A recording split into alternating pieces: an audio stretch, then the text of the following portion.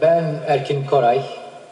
Şimdi size bizim köyün Minikler Saz grubundan Öksürük isimli son günlerin çok sevilen parçasını dinletiyoruz.